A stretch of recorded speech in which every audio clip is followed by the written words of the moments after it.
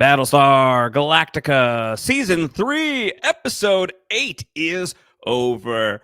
But we have to go fracking down the hatch here on RHAP. We know scripted TV and we know Battlestar Galactica Season 3, Episode 8, Hero Reborn? No, just the one hero here. I'm Josh Wigler, joined by the aforementioned hero, Mike Bloom. Mike, Josh, welcome back, Bulldog. Josh, I say this with love. Find new heroes. Yeah.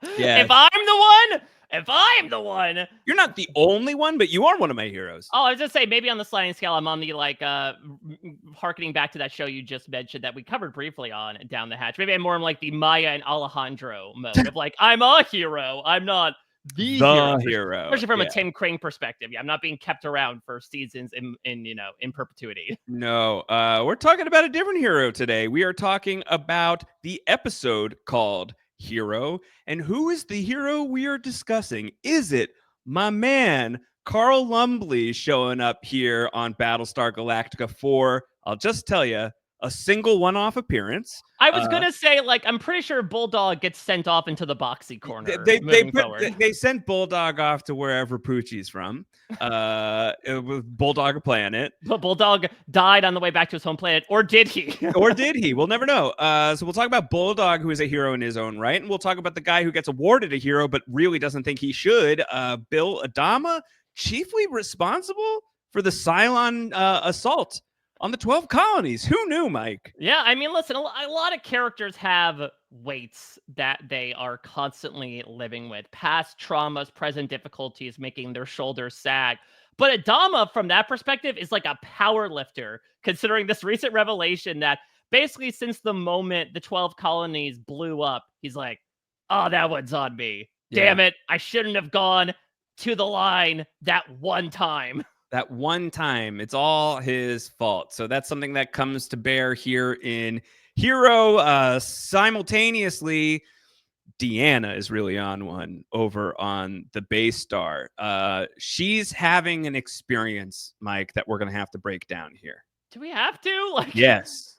But it was so overexposed in terms of light. I don't know what I saw. It just yeah, like well, I think that's blank white sheet. That's part of the point. We don't really know what we're looking at here, so we'll break that. Ronald D. Moore, I know it was made a while ago, but you made a lot of corrections for the Blu-ray. Could you not have made some color corrections as well? Yeah, maybe that mysterious person on the Blu-ray cover is somebody who is currently obscured by light. Have you thought about that? Yeah, it might just be someone who is so white that due to the false color corrections of 2007, they've been there the entire time and I've never seen them. That's possible. You just never know. Of course, we are burying the lead here. The main story this week on Down the Hatch, at least, if not Battlestar Galactica, is that Apollo and Starbuck do not frack. Mike Bloom has officially lost the bet. Yes, I have. I'm out to talk about maybe another time that fracking was a main point.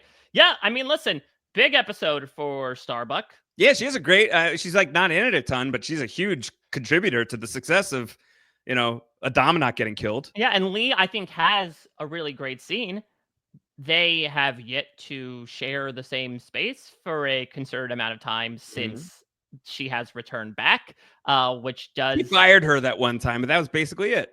That was basically it, but I feel like more so we got stuff like in the deleted scenes between them. So I imagine at one point we will finally get this question answered of like what happened between the two during the separation onto New Caprica. But yeah, unfortunately, Josh, you were very gracious to extend the deadline for me. I still could not meet it. This is one assignment I will not turn in as an A+, and a prediction falls by the wayside, unfortunately. Yes, lost in the ether like one Bulldog. Yes, Mike predicted that Starbuck and Apollo would frack within 41 episodes of Battlestar Galactica, which I don't remember why we said 41. Maybe I think it's that we reached 30. Matthews reference. I think it's that we reached 31 and I said, like, can you give me 10 more episodes? I can't believe we didn't put it at 42, which is a lost number. Well, I'd say that's a different thing. Though I will also say, for those... I'm not extending you one more. I'm sorry. No, that's fine. I'm fine. I've had all the extensions that I need. I Yep. will also plug a little bit of a Lost adjacent McCormick stuff. For those who backed the Getting Lost documentary, of which Josh and I had an interview with one of the big producers, RHAP about that. I believe they did their like big live Virtual premiere, stream yeah. virtual premiere, and it is currently available on demand, I believe, until December 14th at this Ooh. point. So feel free to check it out. It is incredibly well done. I'm sure at some point Josh and I will have some words to share, maybe in a separate Lost adjacent McCormick section about our thoughts on the documentary. But for all you Losties out there, if you want a fix months after the 20th anniversary, who's to say we can't celebrate the 20th anniversary of Lost throughout the rest of 2024? Feel free to Mike check that out. Bloom, ain't no telling that we're not going to have Lost retrospectives every year for the rest of our podcasting lives together. Yeah, I mean, that's very true. What is a podcasting career if not a Lost retrospective? Even if like we aren't podcasting together anymore, like if podcasts are obsolete, if you're listening to this, Mike Bloom and I are going to be coming to your homes directly to talk to you about Lost in the post podcast world. And if that sounds terrifying to you, I recommend you lock your door. You keep a safety net on your home, because Mike Bloom and I we're gonna just talk about Lost until we go the way of what were our characters' name? Rodney and Billy. That's what it was. Good memory. Yeah. Yeah. And listen, block up that chimney after Christmas. We might come down there. We would come down the chimney. It works for the big man. It'll work for us. Yes. Lost is over, but we have to go down the chimney. If you think about it, it's a chimney, not just the hatch It's of the a hatch. house.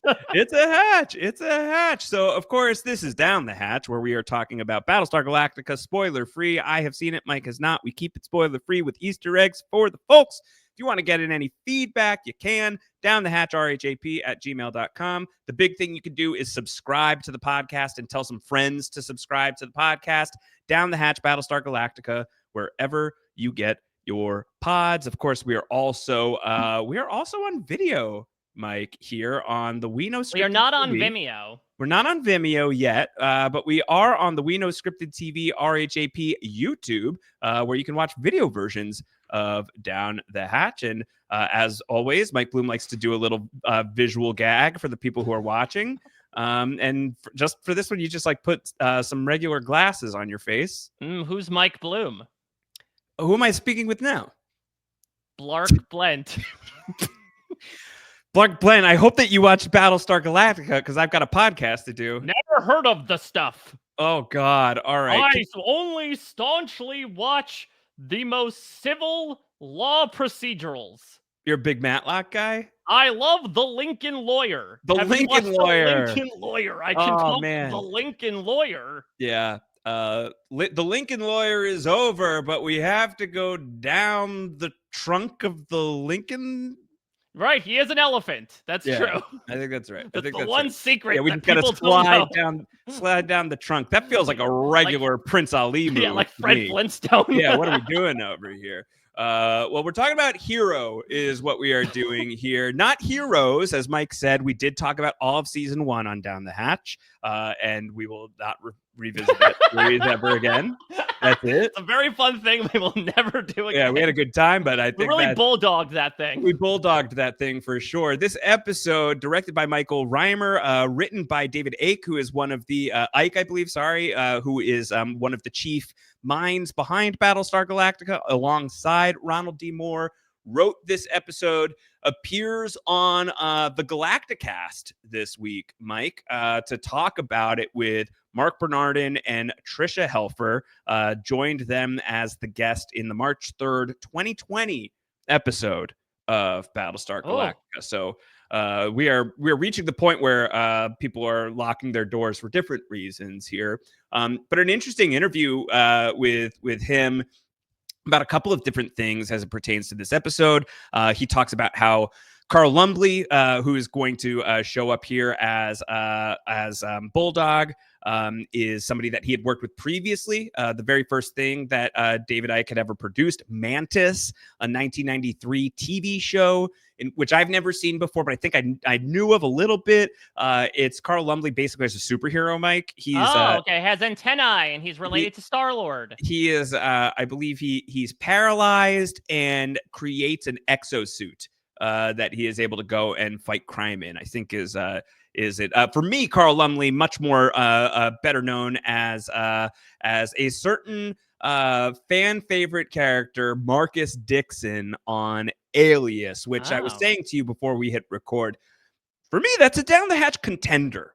Alias. It's a contender. I have never seen it. All I know is that Alias is a show about a spy, according to Buster Bluth.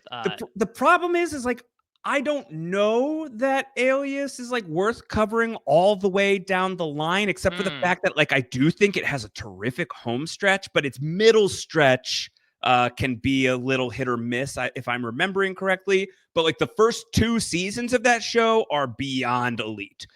So I would have to rewatch it and evaluate whether that might be our other like Heroes, down the hatch. If Heroes was down the hatch 1.5 and this is down the hatch 2, then that can be like down the hatch 2.5. Alias could potentially be 2.5. I don't know.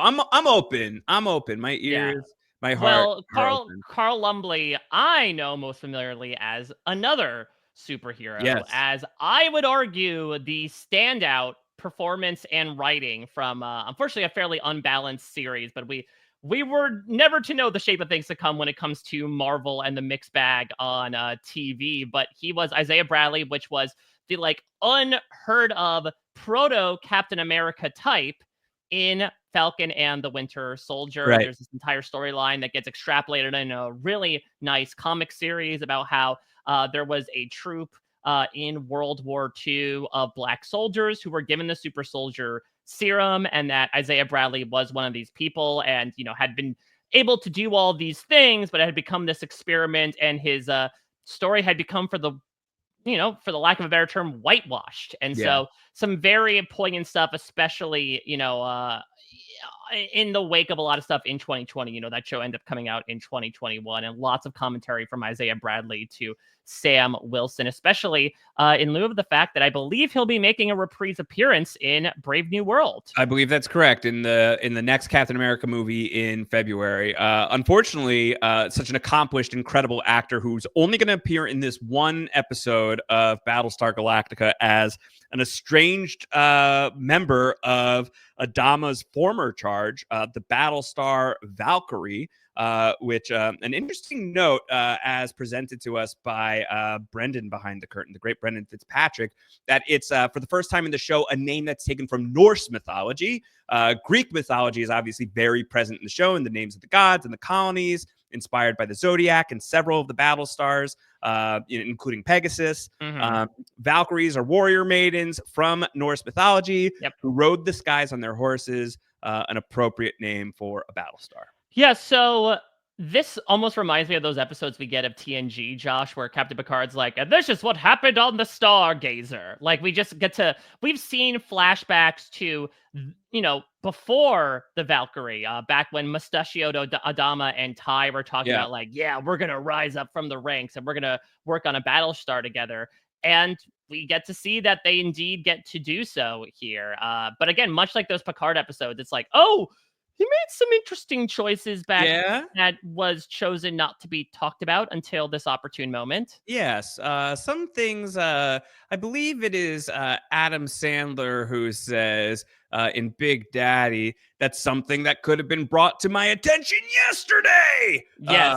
Adama holding a big secret here that shortly prior, in fact, like a year before the Cylons attacked the colonies, Adama kind of had some Cylon contact. Yeah, and I will also say as well, I'll put this out not only for Ben and Brendan, but also anyone else listening as well. I noticed, Josh, as I was, doing my setup on my Blu-ray today, as I was just wondering who that mysterious man is. Yeah. There is not only an audio commentary for the episode on the Blu-ray. I saw something for the first time, and maybe it's been there and I just haven't paid attention to it. It said podcast commentary. Yeah. With Ronald D. Moore. So was there like an equivalent to the I believe so. podcast? I think we've talked about that a little bit here. Okay. We have not brought it in, and we're not like checking in on it each and every week. I think we're looking at the Galacticast as a more recent resource that Ronald Moore frequents, or at least has guested on and will guest on again, but won't guest on. No one writes like Ron Moore. No one fracks like Ron Moore. Yeah. But yeah, no, it does exist. I never listened to it. It wasn't a thing that I checked out. Would love to hear from people who have. You could certainly write in down the hatch, RHAP@gmail.com. I mean, that's wild. We talked about how much Charlton were really getting ahead of the times by starting their own like official after show. If Ronald D. Moore was doing the same thing at the same time, like the myth continues to perpetuate of like, there's this show that was doing all the stuff that Lost was doing just on Sci-Fi. Not getting that same credit here. But this episode is effectively a bit of a one-off that also contains a couple it has this piece about Adama, which is not going to be like a major thing moving forward, despite it being like a major thing about Adama. This is still like a one-off episode, right? Like this is still essentially one of those like Battlestar standalones that you get from time to time, despite the fact that there is, I will say, important forward momentum on the Cylon side of the storyline. Yeah, and I think like, Ty got out of his room, which is a plus. Yeah, it's really interesting because this is almost like a half bottle episode in a manner of speaking, in that, much like something like Tie Me Up, Tie Me Down, the action is concentrated within like a select number of characters. Yes, we do have this B plot aboard the Cylon ship, but that just kind of seems like thrown in there without any sort of connecting back to the main plot. And so this feels like a fairly concentrated thing on something that hasn't been referenced before, is apparently a huge character beat, but also, unlike the usual BSG credo, will not happen again. And so it does feel odd as kind of an aberration, even if it is kind of filling in a bit of that character mythos at the same time. Like it does move forward some beats, but by and large, it does feel like we're kind of hanging out in this space that we're not going to hang out in again. And then we'll talk about this with the ending, as we're left to feel kind of the reversion back to the mean of Ty is now out of his room and back in the CIC, but then also trying to hold this, or at least in Adama's quarters. Exactly. Not the CIC. But also holding the idea in our head of like, okay, should we be looking at Adama as a different character moving forward because of the knowledge of not only what he did with Bulldog, but also the fact that he believes he was the firsthand cause of the entire Cylon war reinvigoration? I don't really think so. No, dude, listen, it's not your fault. I don't think Good Will Hunting's a part of this, but like, God, Josh, this is something that spoke to me. It's odd to say it spoke to me so much, but like, this is something that I've talked about before when you and I covered numbers, and that my mental health journey manifested a lot for a while when it was undiagnosed into superstition, bordering on OCD tendencies. It's this idea of like, this is something that's out of my control. Let me feel like I can control it. But that usually ended up with a lot of blaming, more so than anything, of like, oh, of course this happened because you didn't wear this shirt today, or you didn't do this particular thing in this particular order. This is obviously a very different phase of it. But for me, at least, sometimes you need those people that are external to your mind games to step forward and be like, snap out of it. And that's what we get here from Bill Adama, where he's finally able to admit this thing that's been weighing on his mind for the better part of 3 years, or at least as of late since the Cylons attacked. And you have characters like Roslin and his own son to be like, what the hell are you talking about? Like, you were a cog in the war machine following someone else's orders. You may feel like you had to make the decision in that moment, but you didn't single-handedly start the entire series of Battlestar Galactica. No. Big Robin Williams, it's not your fault .gif energy, right? So that there's a lot to explore there, and I think Edward James Olmos does a great job in this episode. I agree. Think, he's such a stoic figure, Adama, and I think like anytime you see cracks in the foundation, it's kind of unsettling because he's supposed to be the Rock. It's like it's like watching your dad cry, right? Like, I don't. You're not supposed to do that. It's like it's sort of like this very classic, austere male hero. Like, this is not masculine to cry and crumble. You got to protect the facade at all costs, which is always going to lead to some sort of, if not obliteration of the individual, cracks will form for sure. And I think that the way that, EJO performs in this episode. Maybe part of it is fueled by the return of the noodles, which we see in this episode. But like he's great, and I love my guy Michael Hogan here as Ty in this episode. I think a really, really great Ty episode for me. Yeah, I think if anything, like we'll get into it. The final scene of the episode is what I will take away, which is like Ty, maybe himself also from a therapeutic perspective, sometimes speaking things to power helps. And for Ty himself to sort of like see firsthand the burden that withholding information can have on yourself, that like, oh, I don't want to put that onto anybody else. Well, that comes at the cost of putting it entirely upon yourself. And so it's interesting to really chart his journey as well. Yes, again, on paper, you just see this is how Ty ends up sort of pulling himself up by his bootstraps and not being the sorry son of a bitch he was in the two-parter. But I think there is, honestly, I would say out of our main characters, his journey is the more interesting one to track than Adama for me. All right, let's talk about the episode, Mike Bloom, in sequential detail. We begin, let's do the Colonial Fleet stuff, and then we'll go to the Cylons. Yeah, I think that's the move. I think it has a cute open. It's Tori and Roslin that are in Colonial 1. They're going through like all of Baltar's shit. There's this painting of Gaius Baltar, and Tori's like, where do you want to put this? And you want me to throw this away? And Roslin's like, no, you can hang it up over the bathroom. I disagree. I think you should rip it up and use it as toilet paper. I mean, I think that probably toilet paper, I got to imagine, is a bit of a commodity. Well, especially because they cut all the corners off of it. But I don't think that I would love to wipe my butt with Gaius Baltar portrait. It feels like an oil painting, Mike. I just don't think that it's going to be a comfortable deal. Yeah, I mean, if you get too small a slice for too big a mud pie. Yeah. When Roslin gives over that Medal of Honor, he better not eat it, is all I'm saying. I feel fine. He didn't wash his hands. So as they're going through, there's a briefing. There's Billy's briefing from the first time they came aboard the Galactica. Shout outs to our boy Billy. Yeah, he gets a Little mention Billy. Here. He's also remembered in the form of Duala, who has one line in this episode of a pickup from the usual zero she's had. Basically, honestly, I don't even remember that. She is in the CIC. I imagine it's very much a Lee situation where like she was quote unquote demoted. She's no longer the XO, obviously. So I think she's back in the position that she was in. But she has one of these random info lines as they're like, contacts Andradis, and she gives a random piece of techno babble on top of it. Totally missed that.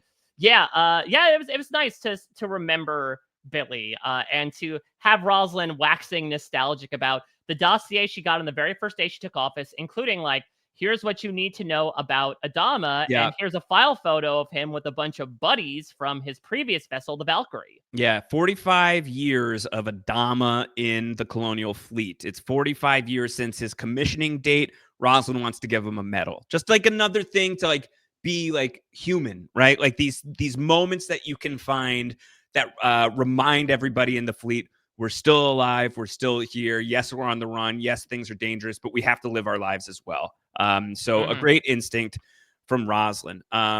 We then go to the Galactica. 3 Cylon raiders are detected, but 2 are pursuing the other one. Starbuck and Kat are pursuing the raiders. They killed the 2 pursuing raiders. The last one starts acting erratically and starts putting in a distress call.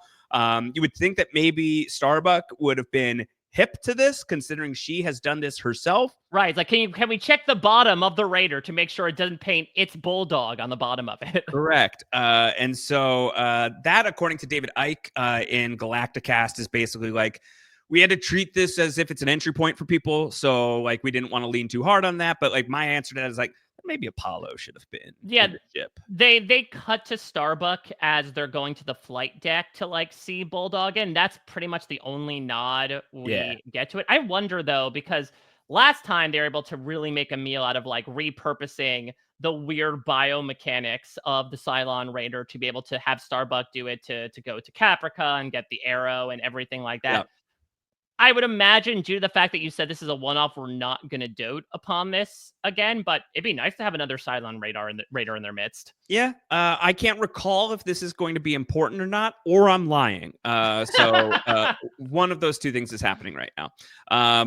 So they bring in the Raider because it's somebody calling himself Bulldog, and that means something to Adama. The Raider shows up, goo squirts out of it, as is wont to happen with any Cylon technology. Yeah, and I did love as well, the first shot we get of this episode is like of the sweaty ass forehead of Carl Lumbly. Yeah. And we do remember from back when Starbuck had to commandeer one that like there's obviously no AC inside of the Cylon Raider. And listen, I would imagine that he's sweating No, for many AC reasons. is in the attic of RHAP with me every weekend to do the weekend program. Exactly, and definitely not as welcoming as AC Mazzaro No, is this certainly not. Raider, but it does bring a whole ass man out of it. His entrance, unlike Starbucks, reminded me more of Ace Ventura in Speaking of When Nature Starbucks, Calls. yeah, Oh, there we go. Of When Nature Calls when he's squeezing his way out of the rhino costume. video exclusive. I love that. My brother went to summer camp with the kid that goes, "Wow, cool," and he told me that. I remember when we were kids, as if it was like the coolest thing ever. And I remember being a kid thinking it was like the coolest thing ever. Also, so whoever you are, whatever that guy's name is, I don't know you, but my brother did when you were children. If you're listening to this, shout out to you. And I hope your therapy bills have been paid for after having to watch Jim Carrey squeeze his way naked out of a rhino costume probably like 50 times on that Birth day. himself from a rhino butt. Okay, so Adama and Bulldog clearly know each other, and we see in a flashback that Adama is being sent on a mission. There's consequences if you're discovered. This conversation did not happen, and Adama gets that, and so we'll elaborate on that as we go deeper into the episode. Bulldog is given a medical evaluation from Doc Cottle. It's confirmed it's him. This is not some sort of copy. This is not some sort of clone. This is the original artifact, the genuine article. And also confirming that he is Bulldog. not a Cylon in general. Right. This is not like a boomer. He's been planted in here since the beginning. But what's going to be interesting, Josh, is like the brief glance we get at a Homeland season 1-esque plot, right? Yeah. Of like, he's a POW. And I did think they'd go in this direction more of like, but is he actually on the side of the Cylons? They do it more so to be like, oh, well, he accidentally on purpose led the Cylons Right. to us, or is doing what the Cylons want to do, rather than like, he was a Cylon POW for Right. 3 years, and now he's working for the enemy. Yeah, he gives his story in this next scene. He's in Adama's office, chomping down Adama's udon. So return of Udon Mama back in the house. And he makes some jokes about how he got out. But then eventually he says, the Cylons were getting sick. So I waited patiently. One of those sick Deannas showed up, and I punched her in the nose and killed her Con Air style. I have to say, I don't think I've laughed on something on Battlestar Galactica in a while as much as the weird Dutch blue tinted angle that we get in the flashback where it pans over to Lucy Lawless, Yes, eyes agog, face bloodied all Farkas like, just staring up into space. I like actually chortled out loud with just the image of it. It is so ridiculous. It was great. So he one punch manned her. Killed her in a single shot, one shot at her. Adama and Bulldog go to see Roslyn, and she's like, okay, so what was this secret mission all about? Like, oh yeah, there was a bunch of Taurans. They were mining Tillium too close to the armistice line. We had to check that out. As a recon, Taurans shot me down, those bastards. And we see a flashback to Adama and Ty on the Valkyrie hearing Bulldog's distress call. That the Drata said no ejection, no distress call. Bulldog was dead, so Adama left him. And then Tori says, well, clearly he did eject because he's here. He survived long enough for the Cylons to find him. Rosalind asks Tori and Bulldog to give her and Adama a minute. And then she asks Adama, like, okay, so like what really happened? Because she knows, she knows Adama well enough now, and she's been around the block at this point. Wartime president. And he says, don't worry. It's my mess. I'll fix it. Rosalind leaves. Adama starts beating up his furniture. Yeah, he's a little worse for wear here. And I guess I should have looked back at what the reaction is on Edward James Olmos's face when Bulldog shows up. Obviously, I was reading more so Bulldog's reaction, which was like one of relief and ecstasy when he ends up saluting Adama, like, oh my God, I can't believe it. The impossible was finally made possible. Yeah. But for Adama, I would imagine from his perspective, either literally or metaphorically, he has kind of like sworn this off of ever being something. And this, I guess you could headcanon this as like the reason why Adama has never expressed to everybody in the past what happened here and why he feels firsthand responsible for the war is because it's sort of been out of sight, out of mind. Totally. And now here is a stark reminder of, as he says, his mess that he has to clean up. Totally. So give me some of that Baltar painting. To soak some of this up. I got a real mud I got a pie real to- mess that I got to clean I up. got a 3-year mud pie to wipe up. Got to clean that up. Adama goes to visit Colonel Ty, who has so far made good on his pledge to never leave his room again. I mean, the Galacticast I know came out at a very prescient time, but Colonel Ty doing, implementing how a lot of us were at some points in lockdown of just like entertaining yourselves by holding a pencil up and going, I see it. I see it. Whatever you've got to entertain yourself. This is like major Pando behavior as Colonel Ty. Yeah, he's just like moving a cigarette in and out of his field of vision. I see it. I see it. And we get to look at his eyeless socket for the first time. So was that, I'd imagine that's CGI, or they use like a whole pupil blackout effect? Maybe some sort of makeup, I would guess. They probably just like put some practical effects on that theme, I guess. To bring up old wounds for you, but that sounds incredibly painful to administer. Doesn't seem fun. Doesn't seem fun to me. No. So Adama shows up and he's, Ty like barely acknowledges him. And Adama says, Bulldog's alive. And Ty is like, whoa, shit. Well, that is a big deal.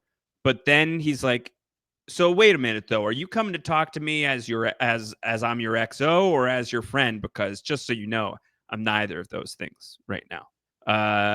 And Adama doesn't say anything, just takes a drink.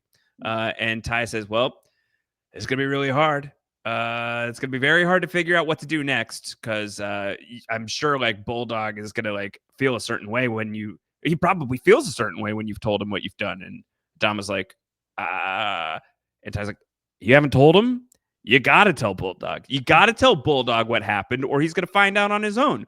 Or I'll tell him by accident, assuming that you already told him. And so that's what happens. Bulldog in the next scene comes to visit Ty. He talks about how Ty talks about how the Valkyrie mission was bad for Adama's career. So he and Ty got transferred to the Galactica. And Ty talks about how Adama is still like an ass covering guy. His ass covering is his main function, as Bulldog must have found out the hard way. And then Bulldog's like, what does that mean? And Ty's like, frack. Adama hasn't talked to you yet, has he? But Adama talks to Lee. Adama is having this moment with Apollo, and he and now we get the full story of what happened to Bulldog. Adama shot him down in order to protect this Black Ops mission to determine the likelihood of a Cylon military strike. Like the one that actually happened. Lee says, like, does that mean that they knew the Cylons could strike? And Adama said it was rumors in certain circles that they were building a war machine with the time that we hadn't seen them. So I said, no, War Machine made a brief cameo in Falcon and the Winter Soldier. And so Adama was told to like send a stealth fighter over the armistice line to see what evidence we could gather. And if the Cylons catch us, it's an act of war. Bulldog took his Viper past the armistice line. He seemed to be having a great time. He's just like flying free, sweet little Bulldog. Entering it up, yeah. Baby Bull. And then we get Dratus contact, and we don't see what the things are on Dratus, but it is not unreasonable based on everything else to assume that they were Cylon Raiders. And they shoot Bulldog. We're able to I think we're able to get those. Do we shoot the other things? I don't even think we do. No, I think they just shoot Bulldog to like say, nope, nothing to see here. Nothing happened. Let's get the hell out of Dodge. Yeah.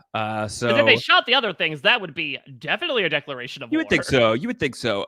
So Adama's like, shit, I gotta blow up Bulldog. And Ty is the one who's trying to tell him, don't do it. But Adama is like, I don't have a choice. Got to shoot him. So he shoots him. We cut over to Ty's conversation with Bulldog. Bulldog doesn't want to believe that any of this is true. And Ty tells him a line that I feel like this feels like straight out of like the Tony Almeida school of depression, where he says, I understand that surviving can be its own kind of death sentence. Is it weird for me to say that's one of my favorite lines I've heard on the show No, in I a love it. long time? I love it so much because it speaks to a lot of these characters that I think, especially in, it's this weird sort of paradoxical nature where in war you obviously don't want to die for various reasons. One of them Yep. being it helps your side lose, and the other one because it's the end of the line in a manner of speaking, as we'll Yep. talk about in the other storyline. But then there is this sort of lingering effect of those who are left behind and survivor's guilt and remorse for various reasons. And then add on top of that, Colonel Ty's particular complexities and the things that he had to do in order for him to sort of like allow his own stealth mission to take place Yeah. in a manner of speaking. I just think it's this perfect line that encapsulates this character, but I think also represents the show so nicely in that like it's less so about the Billies that end up getting killed off unceremoniously as part of the war effort. It ends up being chiefly about Yeah. those who are left behind and those that are left alive dealing with the circumstances and the fallout of those who end up shuffling off this mortal coil. So I think it's an absolutely beautiful Yeah. quote. It's a And I it's think a also great quote informs a that, bit like, of, sort of explores that idea of, like, it's a great way of sort of rephrasing hurt people, kind of, yeah. you know?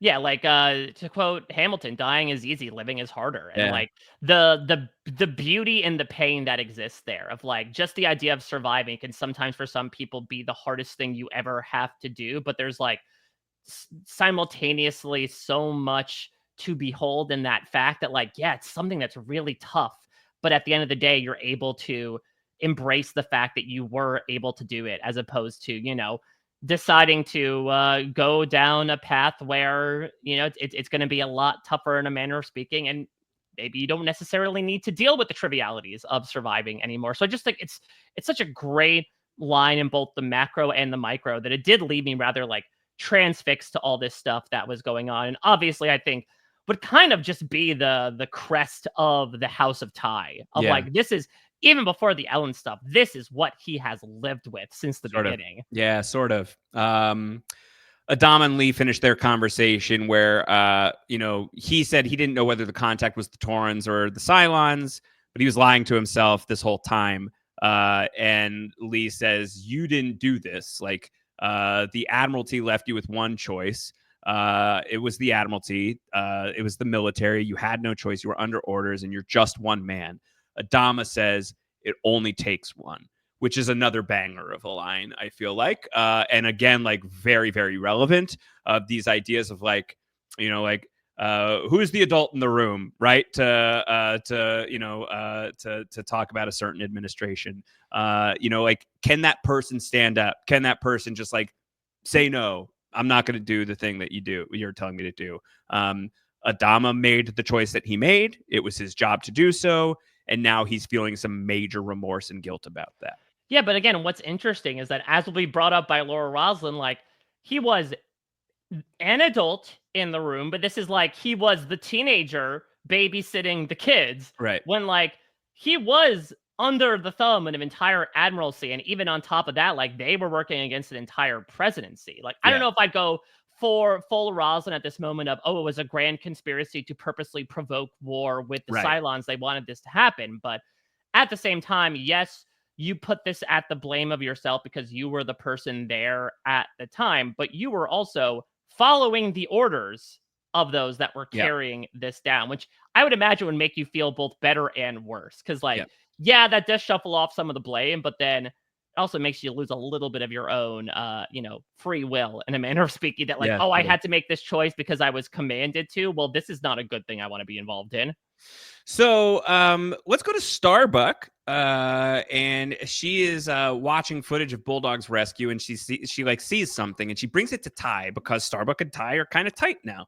And she brings it to Ty, and she says like they should have been able to kill him quite easily. So like maybe this Cylons were sick story isn't legit, and maybe it was just something that felt familiar and would be a good cover story for us. And maybe Bulldog is here for a different reason. And to your point from earlier, We do see Bulldog. He comes to see Adama, or he gets Adama to come and see him. And then he starts beating the shit out of Adama. And like initially, I think my thought on this as well, the first time, and frankly, even this time for a split second, was like, oh, has he like been sent here deliberately? Like, is this like a Nicholas Brody thing? Right. But it's not. He's just pissed, and it was manipulation, right? And so he's like really giving it to Adama. He says that Adama's like trying to figure this out. He's like, they let you escape? Is that what happened? And Bulldog's like, no, I earned my break. I'm the best. I do not remember how I killed a Cylon with one punch. I one punched Deanna. But in the flashback, we see that a healthy Deanna is watching the whole time. It's a little clumsy filmmaking, I think. It was clearly a setup. Here comes Colonel Ty to show up and like get the hell out of his room at the exact right time. He shows up with a loaded gun. Bulldog charges at him. Gun's gone, but don't underestimate Colonel Ty when handling a pipe. Yeah, Colonel Ty with the pipe in the ready room. Yeah. Here he comes, and he's able to, take down a guy that apparently occupied his time 3 years of captivity by just doing a billion push-ups as he does now. So that says a lot through Ty, that he's able to get not only the jump on him, but like incapacitate him in a way, but then also give a gun to Adama, who's like barely catching his breath, of like, this will be the one I can entrust the weapon to. I just think it's great that, to your point, we have Bulldog, who is just getting like prison jacked over the course of 3 years. And we've got Colonel Ty, who was like in captivity, got his eye removed. Before that, he was an alcoholic, like a barely functioning alcoholic. Now he's once again a barely functioning alcoholic. He's just chilling in his room. He's not doing anything other than like, if he's lifting anything, it's a cigarette that he's putting into his field of vision. But this dude and his old drunk man strength is still enough to take down Bulldog. Never underestimate. You underestimate Saul Ty at your peril, people. Yeah, exactly. And so he's able to get everyone to kind of settle down in this moment. And Ty is basically able to exposit what him and Starbuck were assumingly able to figure out. And that's another fun thing as well, is that, you know, these two have a much less miserable commiseration than they did a couple of episodes ago, when they're like, both of our lives are shitty. Now they're actually both trying to hunt out clues together. And to your point, it becomes less about, oh, he's a sleeper agent that was brainwashed by the Cylons, or like is a turncoat. And it's more so, oh, they basically left the door open, not to like lead to follow Bulldog back to where the fleet is, but more so to get Bulldog to maybe kill Adama on their behalf. So it is interesting in this episode, insofar as we're kind of seeing that it's not as simple as like, we're going to, simple is not even remotely it, but it's not as clear cut as we've seen of like the Cylons' attempts to kind of like incept the fleet have been like, we've got Cylon models that we're disguising as people, right? Like we've got people who are like infiltrated. We've had Doral, we had Boomer, all of this stuff. Here we're seeing ways in which they can manipulate mortal people, right? To go and do their bidding. I mean, we even saw that back in season 1 with I mentioned tie me up, tie me down, of like all it took was Leoben whispering one choice thing to Roslyn to just plant that seed in her head, and she was able to at least turn against Adama for like that one brief portion of time. Just a great reminder that the Cylons think outside of the box, or the boxy, as it were. That's why they project. They're always thinking outside the box. Love this from Colonel Ty, where he drops the pipe and he starts talking about the toughest part of getting played is losing your dignity, feeling like you're not worth the oxygen you're sucking down, and then you start to believe it, reaching for it like a bottle that never runs dry. Adama asks him, how do you put the bottle down? And Ty says, one day you decide just to get up and walk out of that room. Yeah, I mean, obviously the metaphor is incredibly on the nose, but I do think it works here. It doesn't feel necessarily shoehorned in. And I mean, this is Colonel Ty, sort of like Adama and Bulldog both just got blindsided with the vote. And I was like, first time? No, I got flipped on a bunch. It gets easier every time. Yeah, was it Operation Toron was what they were on? That's what they claim. Yeah, you know, they went out for some udon noodles and they got filled with so much vim and vigor for this new plan. Operation Udon. On Colonial 1, Adama is going to go to Roslyn. I'm to understand there's a deleted scene that precedes this, Mike? Not from what I've seen So it. maybe it wasn't filmed, but according to David Icke on Galacticast, they had previously had written. There was some controversy internally over how to end this episode. Not like real controversy, Oh. but disagreements about how to end the episode. And one of the things that could have happened was Adama like gives his pin to Lee and basically is like, I quit. Instead, we see this scene, which I think is a much like defter, delicate scene of Adama going to someone who he respects so much and who respects him, and who knows if it's a little more than respect, hands his resignation to Roslin. And Roslin is like saying the same stuff that Lee basically said.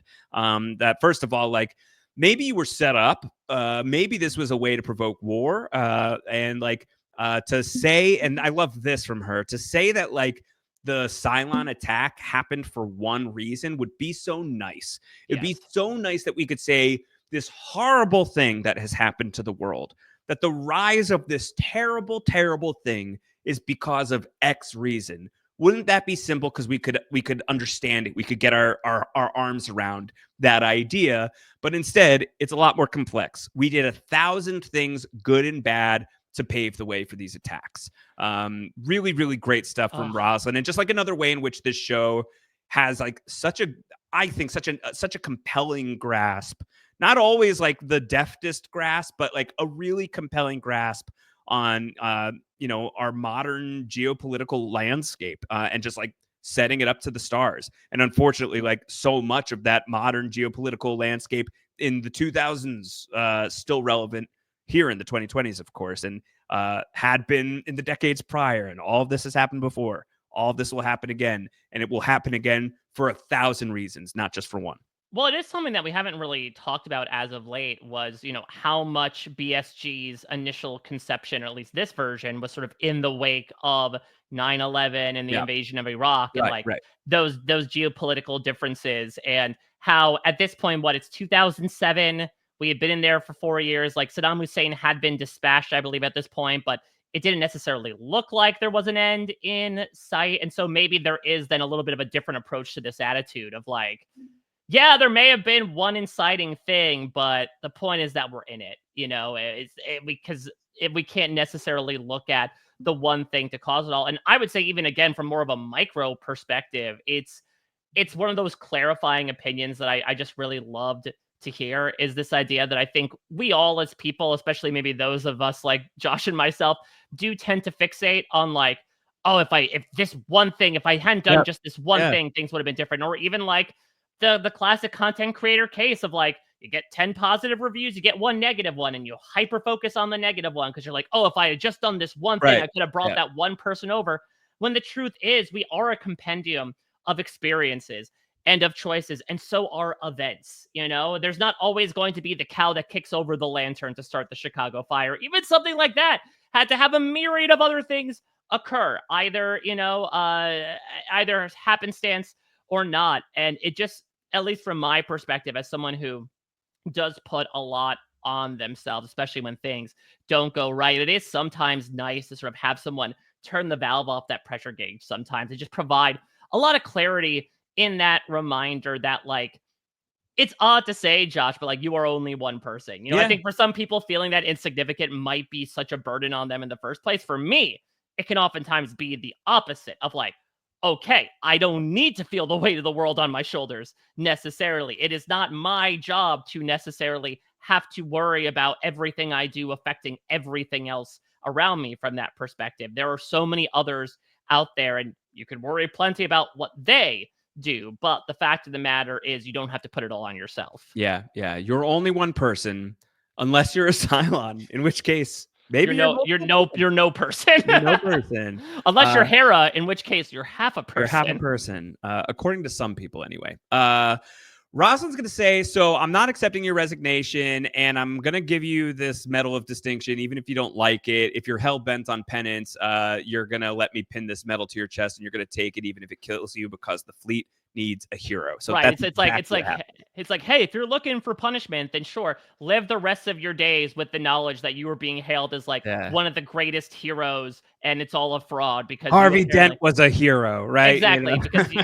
Yeah, well, that's the thing is that I'm making you live long enough to see yourself become the villain, but you're masquerading as one. But she's also saying like, I don't really think that you are, but like Yeah, if you're gonna like go around and like sort of like continue to like blame yourself for this stuff, that's on you. But like to me, you're a hero, and to the fleet, you'll be a hero as well.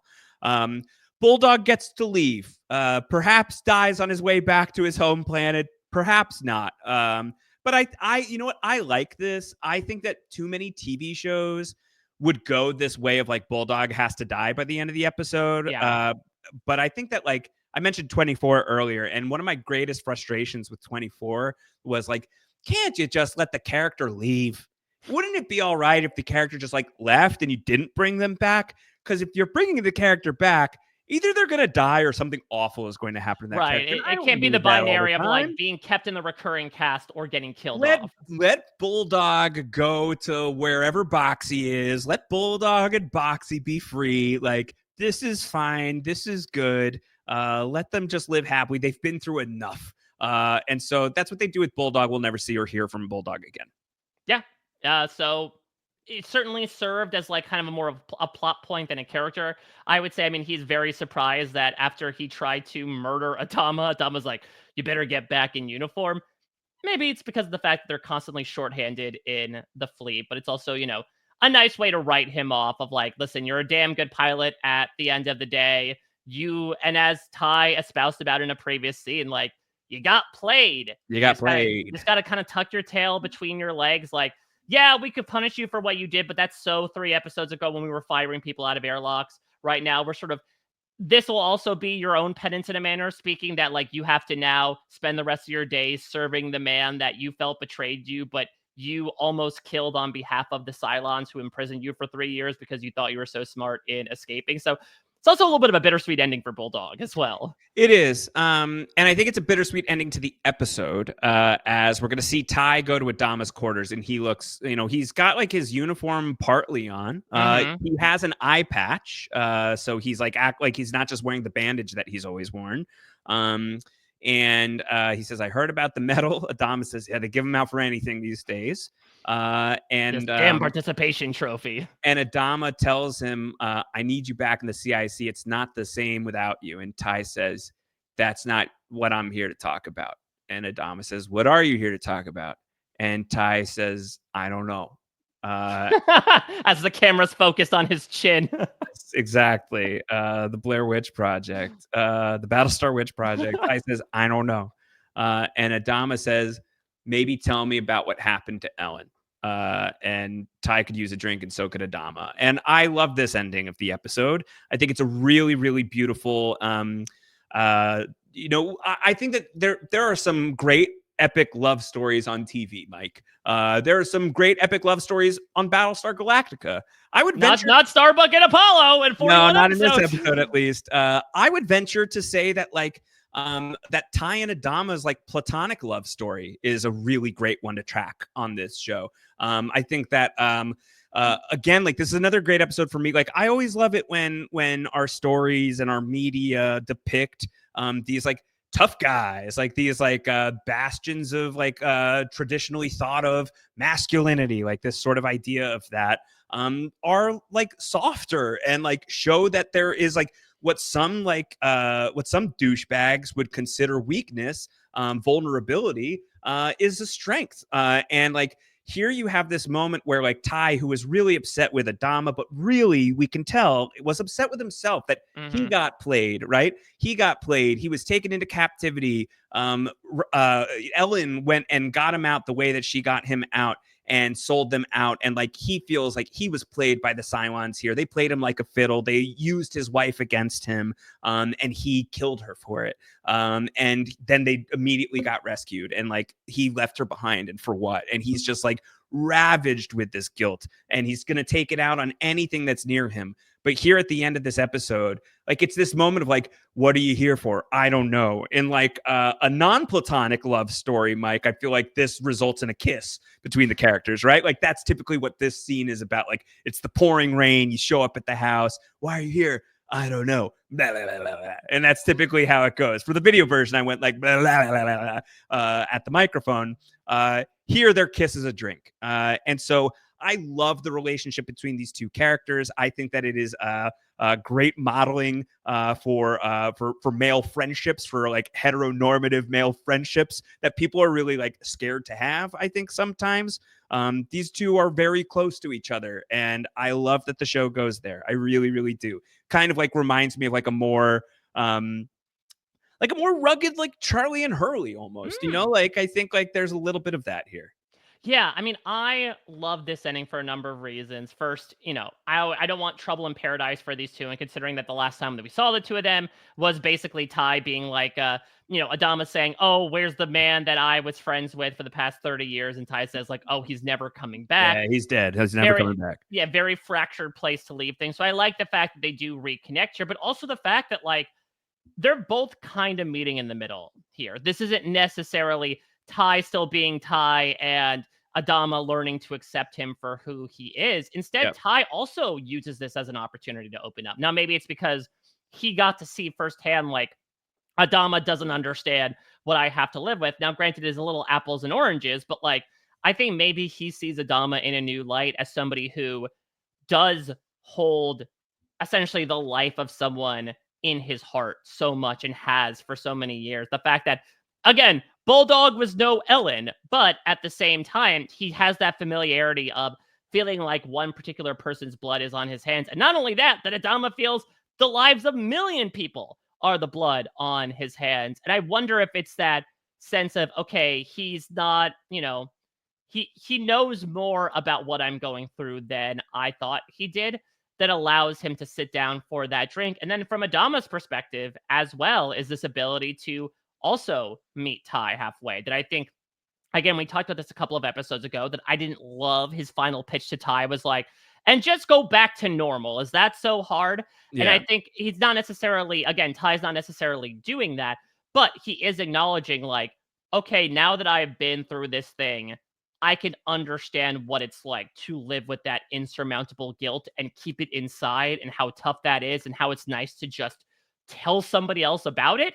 Because that dose of reality coming in from an external source, a nice breeze coming in from an open window can help end any heat stroke that you're going through at the moment. And so I think it's just such a beautiful ending for both characters that also then simultaneously helps revert this very, complicated yet loving relationship, as you say, Josh, back to what we're used to, but not in a way that felt very 22-minute sitcom. Okay, and everything wraps up in the last few minutes and we're just pursuing it business as usual. Let's finish our conversation about this episode, Mike, by going over to a certain base star. Do we have to? Where Lucy Lawless is having a dream. She's having a dream, Deanna, of herself in the corridors of the Big G. She is surrounded by Marines. She finds herself at a dead end with a door that says end of line, which we'll recall is something that the hybrid was saying, end of line. Mm-hmm. The Marines shoot her. She wakes up from the dream on the base star. She's in bed with Baltar and a 6. Yeah, they upgraded their furniture. If you saw, no more of the fainting couch. Now that like they're officially in their complicated thruple, they have a California king. Yes, they have a California king, and the Ben behind the curtain speculates: is this Caprica 6 or Head 6 that's in bed with them right now? Caprica 6 does tell Deanna, oh, you weren't in bed when I woke up. Yeah. So it's Caprica 6. I always thought of that as well. Deanna says she's okay, but she's having dreams. She thinks that God is trying to tell her something. And to advance this, we see that Deanna goes. She tells a Centurion, shoot me in the face and then delete the order from the logs and overwrite the memory. This is like straight out of The Leftovers, right? Drown me in the bathtub so I'll go become an international assassin. Classic Nora Durst. Here's my bulletproof vest. I want you to shoot me. So this Centurion shoots her straight in the head. And once she is dead, Mike, Deanna experiences a vision. we are back at the Opera House Yeah, the on shape of things Kobol. to come, right? Yep, we're back there. We haven't seen this in a minute, and we're at the Opera House on Kobol. This time, there are 5 mysterious beings bathed in light. Oh, I She didn't see that. She approaches these 5 mysterious beings bathed in light, trying to see them. And then she has flashes before her eyes of life experiences and gets to that end of line message again. She wakes up on a resurrection ship. She tells a different Deanna there is something miraculous between life and death. So that's a fast summary of what happens in the Cylon part of it. Does it trend in any direction differently, upward or downward, when I mentioned that 5 mysterious beings are bathed in light? Yeah, so this is very clearly the biggest mystery box stuff we're getting and now that we sort of have left New Caprica. Obviously, the biggest question left on the table in general is like, who are the rest of the Cylons, right? Who are the final 5? And so I think it makes sense that we're going to this more mystical angle, how Lost used to do it all the time of like, here are these trippy dream sequences. What does it mean? Is it predicting the future? I don't know. I'm sort of surprising myself, Josh, by saying like I could kind of take or leave it. Okay. I'm not terribly into it. This feels a little out of nowhere for Deanna. I guess not season 3 Deanna because we've gotten to know her a bit more and she is more devout, but it kind of makes me feel like they've kind of transplanted some of the qualities we saw in Caprica 6 at the end of season 2 to Deanna in season 3. And I don't know if that's like a Trisha Helfer thing, if that's a Lucy Lawless thing that she was like more Yeah. available. And so they thought like, let's build her character up. But it's something I'm kind of still trying to chew over. Cause Yeah. like, I really liked her character in that final cut episode and what she represented. And it seems like we are veering so far away from that. It's like Leoben again, of like, I really enjoyed what that character represented in as a Cylon. What does that represent in terms of humanity? With Leoben, again, it was like this agent of chaos. With Deanna, it was the arm of media and disinformation campaigns that can exist and the power of the word. Yeah. And now it sort of has gone in, for both cases, in a weird kind of gooey direction where it's like emotionally influenced, religiously devout people. Yeah. And I kind of miss the specific characterization of each model of Cylon, you Yeah. know? And I guess here's another question. Should we be typifying this Deanna as a specific Deanna? Do they do that internally, like with a Caprica 6? Because like she wakes up to another Deanna. She does, but I think like if we're tracking Deanna, I think it's fair to say like this is Deanna. Like we're tracking Deanna. Like I don't think like in the same way that like when we really are dealing with Leoben, we're typically dealing with like Leoben, you know? Right. We're dealing with like flesh and bone Leoben. At least so far. At least so far. Right now, like this Deanna, I assume is the final cut Deanna, is the Deanna that we've seen in season 3 thus far. The one that gets brained by both Right. Caprica 6 and apparently in the Correct. past. Correct. That's how I interpret it personally. Yeah. I don't- So I'm basically, my opinion right now is like, I'll wait and see if my mood approves. Right now, I'm not particularly high on it, especially when I feel Totally like in this fine. episode in particular, it kind of felt like something to throw in there to either pad out the main story or be like, well, we got to stop in and check this out. And it's like, Sure. I mean, all we got was basically a bunch of, a bunch of, I don't know, like Fire Walk with Me-esque things that don't really make sense. Well, and you're don't speaking mean my anything. language when you're bringing Firewalk with me into Yeah, I it. was gonna say, but things that like don't make sense in the moment, and I know it's our job to sort of like digest, but I just don't necessarily have any interest in Okay. that at the moment. Like I have more interest in other things and exploring these interpersonal relationships between characters. Maybe it's also because like the Lost Dream sequences were kind of nothing burgers as well, Sure. ultimately. Like they were just more so weird to be weird that I'm less focusing on them as, for lack of a better term, the shape of things to come. The things that I just will flag as like worth tracking moving Okay. forward is like the Kobol Opera House has now been like seen by another individual, right? Mm-hmm. So like this was like the vision that we had seen previously, and like now Deanna is seeing this vision as well. So I think that that's something that we should put a pin in. And then like the 5 columns of light. Yeah. What is that? I mean, I Who is think that? You know? so I'll go against what I just spent the past 5 minutes saying, like crack a little bit open of that speculation box. This to me is a message being sent by, again, if I'm to assume that the final 5 are sort of like a cabal that is controlling everything behind the scenes. That this is how they are sending messages to the Cylons that are in charge. That like they sent a message to to Head Six to bring Baltar to the Opera House so that they could show the shape of things to come and to pursue this baby. They sent a message to bring Deanna here. So I think this is sort of like their liminal space where they bring people for almost direct communication. Yeah. Because it looks nice. Maybe they're people of culture. It is very cultured. All right, let's do our top 5, our bottom 5, our MVPs and LVPs for this week. I've got 3 MVPs. You've got 3 LVPs, and they're all basically going to the same people. Yeah, it doesn't help when like the plot is chiefly concentrated around 5 people or so. Yeah, I don't think so.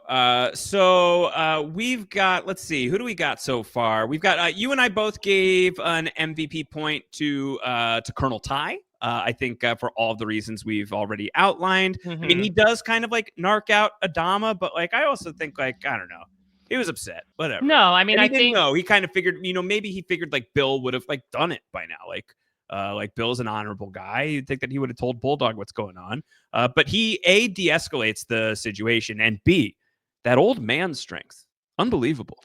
Yeah, I mean, this is one of the obviously the best episodes he's had since he had to kill Ellen on New Caprica, and it's a way to kind of like find a familiar gait, not gate up to his walk, where yeah, his feet hang a little heavier, but like he is walking, he is out and about. And the fact that he is able to bring so much clarity to so many characters in this episode with a bit of, for lack of a better term, ironically enough, sobering reality, I think was a really good look from the character. Yeah.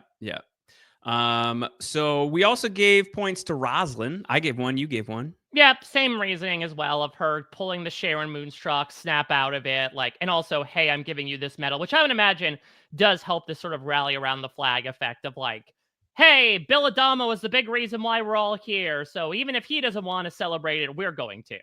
I gave my 3rd and final point to Starbuck because she's the one who cracks the case. Yeah, that makes sense. LVPs are going to be split between Adama and Bulldog. 2 for Adama. Mike, you're putting 2 on Bulldog, and I did as well. So 3 for Bulldog, 2 for Adama. And it's tough because, like, I feel like Adama would want us to give him LVP yes. points. I'm putting LVP points on Adama like I'm pinning a hero's medal on him. This is what he wants. I'm following his orders. See, for me, it's more so like him being illogical of like, no, you are wrong about this, which is why I'm giving it to you less so about anything. Because otherwise, I just pile it upon Bulldog. But Bulldog also, like, he was upset. This is a guy that they don't really focus on, was a POW for 3 years. And we've seen what like the Cylons have been doing to quite literally torture guys Baltar. I imagine they've been doing a lot, if not worse, to Bulldog. So this is very clearly a shell-shocked man who gets another bomb dropped in the form of like the guy that you were hoping and praying for every day would come and find you. Turns out he was your biggest betrayer.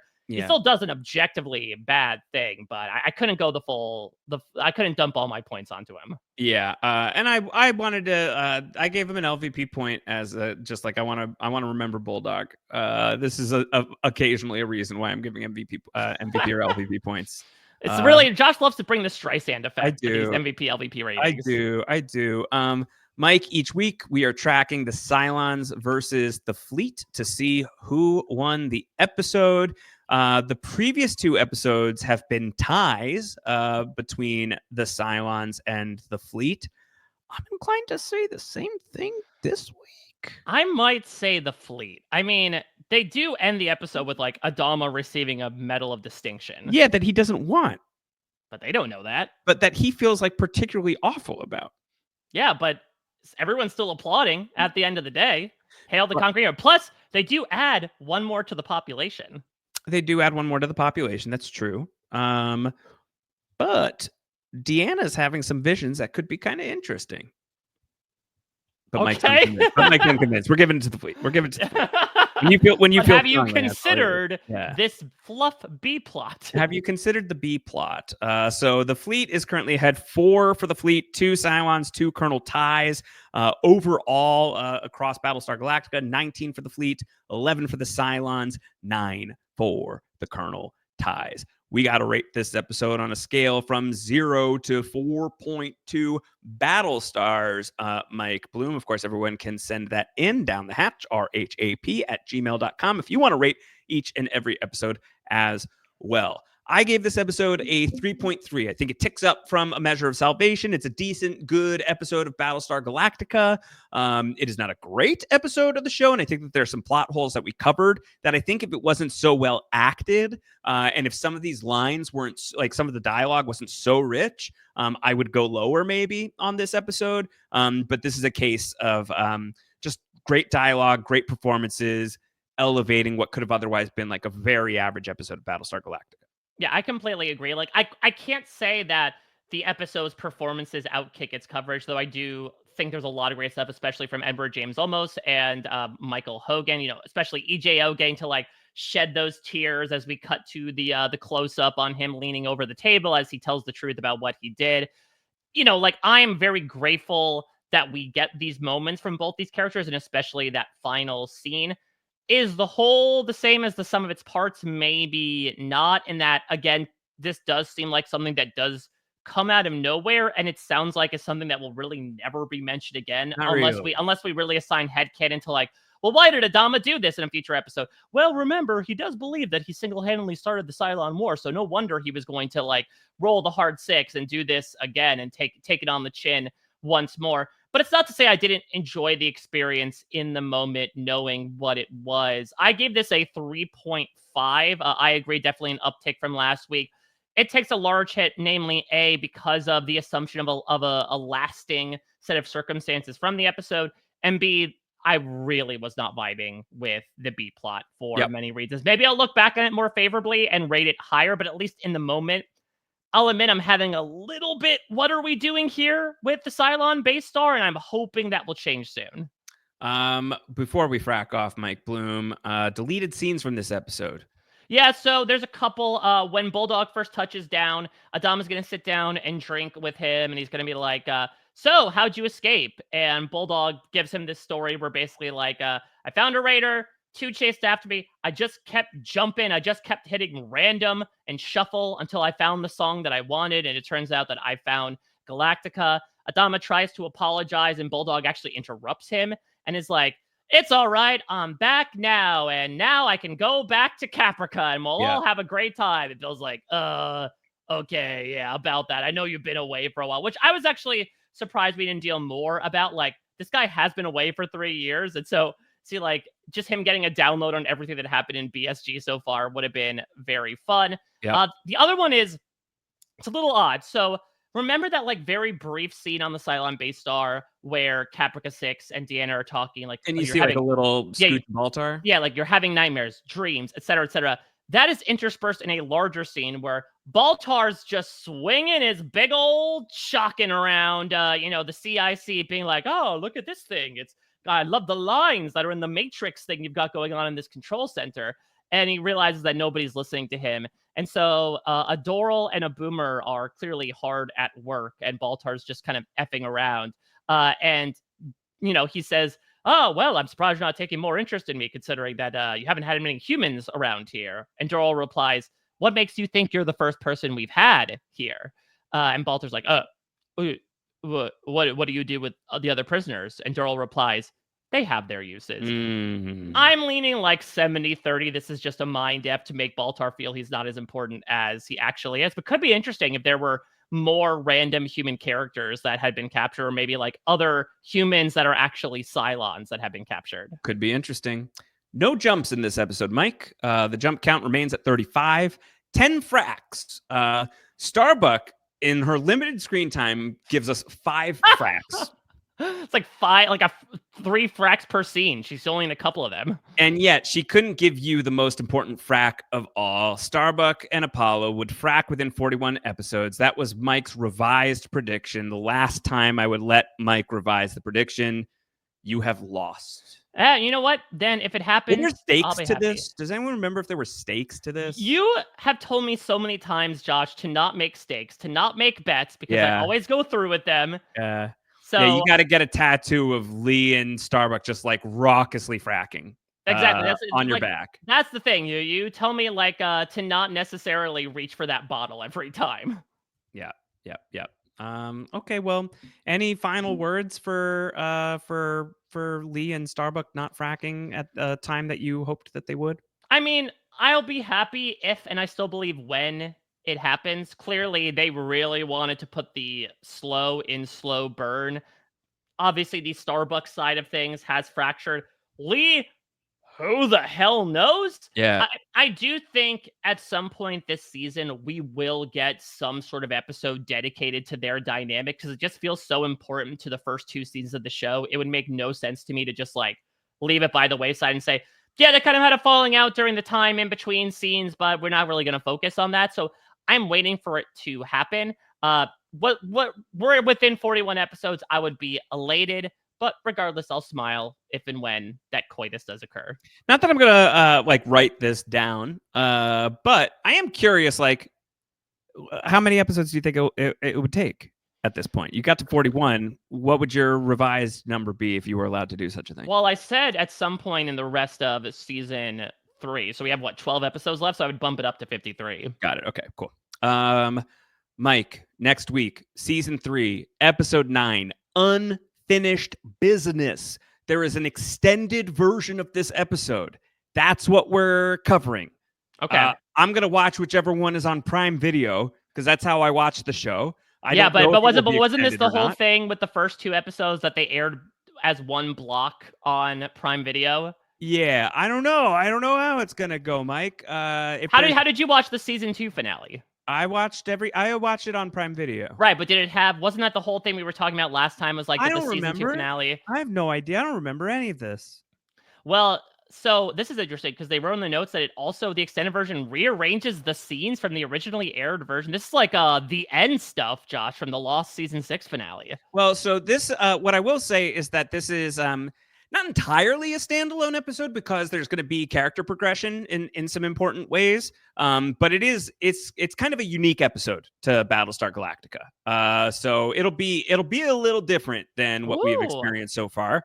So I understand why the extended version would A, be important to discuss, and B, it'll rearrange the scenes from the originally aired version of the episode. I'm going to watch whatever it is I'm going to watch. Mike, I assume that on the Blu-ray, I would guess there's the extended version. I'm sure you'll watch that. We'll compare notes. We'll talk about an interesting episode of Battlestar Galactica, if nothing else. Oh, I'm very excited by your use of interesting because, yeah, unfinished business.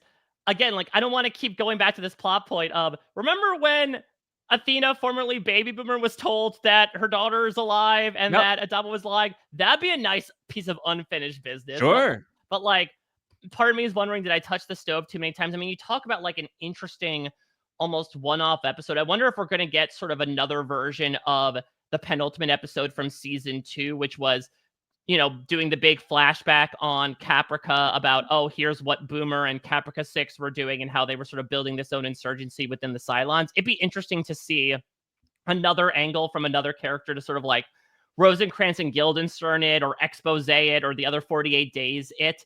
That's where I imagine we're going, that it's such a big ensemble cast that maybe we'll see some flashbacks on New Caprica as an example of like, this is what these people were doing during that time. But I am excited regardless, because no matter what the quality is associated with interesting, we like to talk interesting, because interesting episodes are always going to lead to interesting discussions. Absolutely.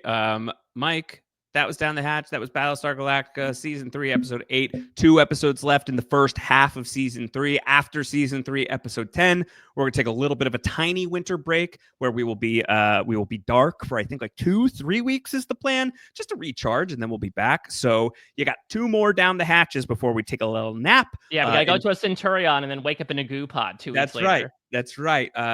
Season 3, Episode 9, Unfinished Business will happen first. That's going to happen next week. Make sure you're subscribed. Down the Hatch, Battlestar Galactica, wherever you get your podcast. You can watch us on video. We Know Scripted TV on YouTube is what you want to seek out. You want to write into us, Down the Hatch, RHAP @gmail.com. You want to talk to Mike and I on the internet? You can at Round Howard, at a Mike Bloom type. I'm on the Blue Sky. Mike, I think you're still on Twitter and Blue Sky. I am. I'm double dipping right now. I really am the Guy's Baltar in that regard. But yeah, got some. Listen. I know what I'm doing with my oil painting of Mike Bloom later. But Josh, I painted that for you myself. The brushwork, it's impeccable. But yeah, I mean, we are so appreciative of any people who engage. Pew pew pew, Scott actually sent me a skeet, I suppose, on Blue Sky yesterday, commending both yourself and me for, our openness on these types of podcasts about our own journeys, of which I talked plenty about in this episode. So yeah, we're always grateful. We're past Thanksgiving, but we're still in like that holiday spirit to be happy with what you have. And I'm so happy that even in this sort of like odd stretch of episodes for BSG post New Caprica, that we still have stuff to talk about, including an extended episode coming next week. Coming next week here on Down the Hatch. Unfinished Business is next. Until then, everyone, take care. Bye-bye.